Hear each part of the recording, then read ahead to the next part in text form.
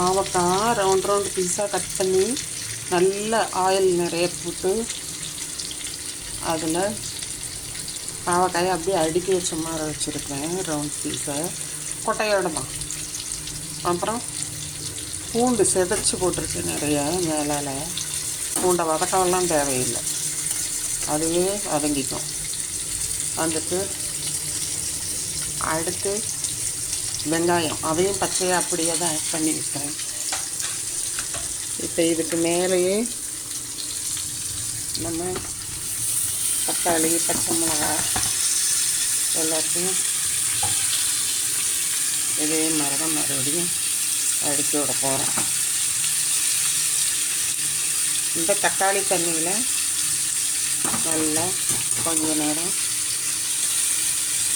சூடாகணும். லிட்லாம் போடல, இப்படியே தான் திறந்த வெளியிலே வேகுது. ஆனால் நீட்டாக வெந்துடும்.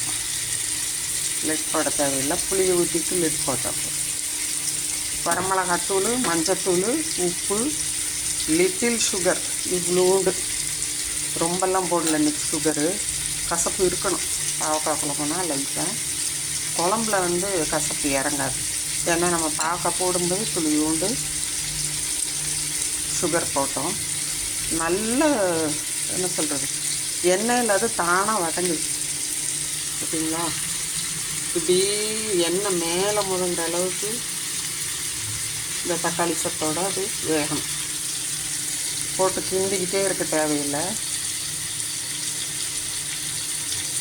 ஒரு 2 minutes டைம் கொடுத்து அப்படியே வேக விட்டு அதுக்கப்புறம் புளி வச்சுருக்கோம், கொஞ்சமாக ஊற்றணும்.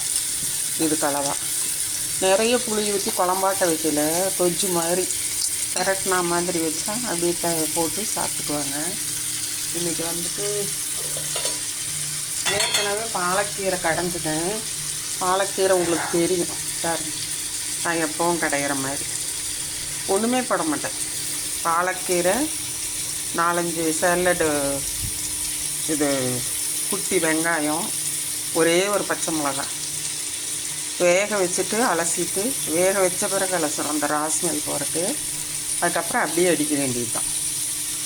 தேங்காய் தான் மெயின். தேங்காய்னா 1 ஸ்பூன் ஊற்றி உப்பு போட்டு அடிக்கணும். ரைஸ் ஏற்கனவே காலையிலே வச்சாச்சு, காலை வச்சு கொடுத்து அனுப்ப. இன்றைக்கி தக்காளி சாப்பாடு தான் கொடுத்து அனுப்பினேன். நம்ம தக்காளி பஜ்ஜி மாதிரி செஞ்சுட்டு செய்வோம் இல்லையா, அந்த சாதம் தான் கொடுத்து அனுப்பினேன்.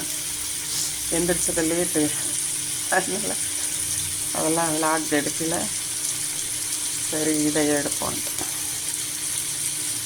இப்போ லைட்டாக இங்கே பாருங்க, அப்படியே பாவக்காய் பாதிக்கு மேலே சூப்பராக வெந்துட்டாங்க.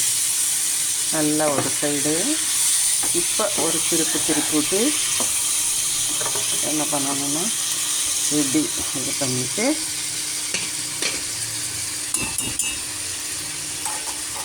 கொஞ்சமாக புளித்தண்ணி ஊற்றணும்.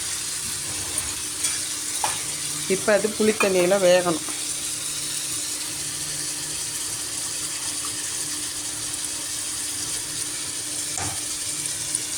இப்போ இங்கே பாருங்க, இவ்வளோ புளித்தண்ணி கெட்டியாக இல்லை, இது கொஞ்சம் தண்ணியாக தான் இருக்குது.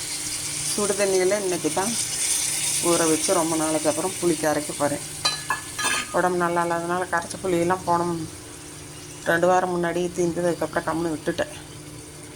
இப்போ தான் அதான் இப்போ லிட்டு போட்டால் கரெக்டாக இருக்கும். இந்த தண்ணி கலவாது வெந்து சுண்டி கொஞ்சமாக வரும். இது ஒரு 4 பாவக்காய், மினி பாவக்காய்ன்னு சொல்லலாம். ரொம்ப பெருசு இல்லை, ரொம்ப சின்னதும் இல்லை, மீடியம் சைஸாக குண்டு குண்டாக வந்துருந்தது. அதில் 2 செய்யாமலே பழுத்து போச்சு. அதனால் அதை விட்டுட்டு 3 காய் 4 காய் இருக்கும் குட்டியாக, அதில் தான் இது செய்துட்ருக்கிறேன். இப்போ அது எல்லாம் வெந்து வந்த பிறகு காமிக்கிறேன், லிட்டு போடுறேன். சரியா?